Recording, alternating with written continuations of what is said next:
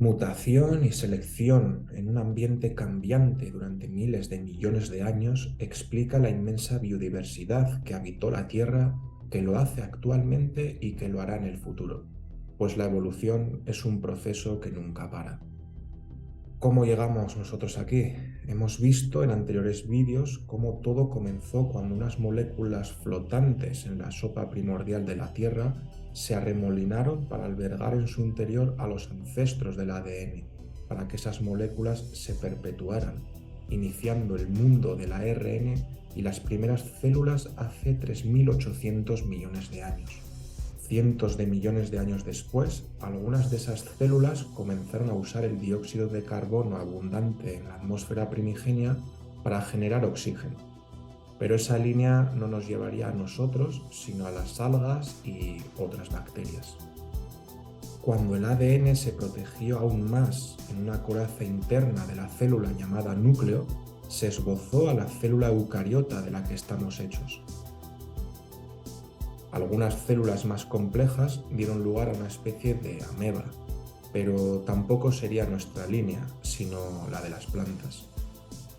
Tras 3.000 millones de años, los seres unicelulares fueron los únicos en la Tierra, pero en ese tiempo empezaron a formar colonias y a especializarse en sus funciones dentro de esa colonia, llegando al más complejo ser pluricelular por aquel entonces, que era un pólipo sujeto al lecho marino.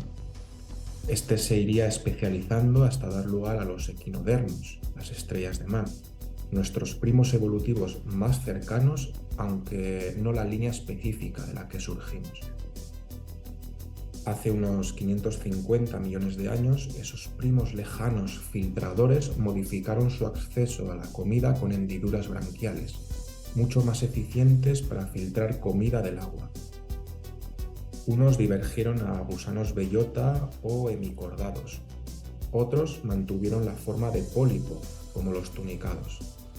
Y otra línea en la que la larva nadaba libremente antes de tener esa forma fija de pólipo adulta dio lugar a los cordados.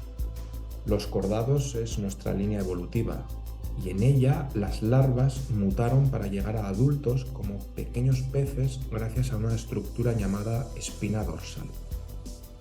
Nuestros ancestros nadaban así libremente y filtraban comida del agua, y bien recordaban a las actuales lampreas.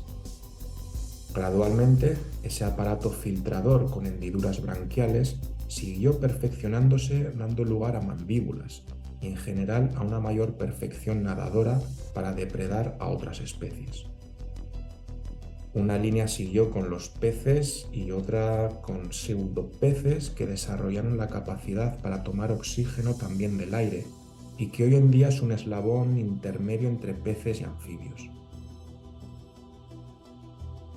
Nuestra línea procede de aquellos que dieron un paso más y fortalecieron sus extremidades para acercarse más y más a la tierra para ahí respirar.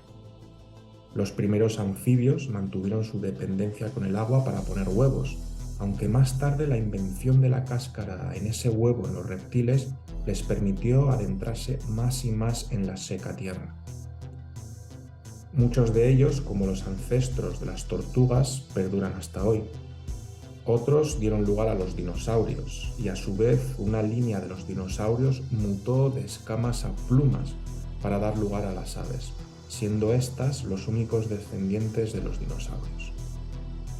Otra, en cambio, dio lugar a extraños dinosaurios con una mayor capacidad cerebral y mandíbula, similar a los mamíferos, aunque misteriosamente perecieron. Entretanto, la línea que dio lugar a los dinosaurios se había dividido en otra reptiliana por la capacidad de que sus crías no nacían en huevos, sino dentro de las madres, los ancestros de los mamíferos y de nuestra línea. Tras la extinción de los verdaderos dinosaurios, estos pequeños animales vieron su amanecer evolutivo y se diversificaron. Los jóvenes eran realmente inmaduros, especialmente en la línea de los marsupiales. No quedaba otra que enseñar bien a las crías para sobrevivir y que aprendieran, que recordaran su experiencia, y ello impulsó poco a poco el desarrollo cerebral. Algo parecido a la musaraña fue el ancestro de todos nosotros. Una línea encontró cobijo entre los árboles, desarrollando extremidades prensiles y una visión estereoscópica. Unos divergieron hacia babuinos y otros hacia los simios, nuestra línea.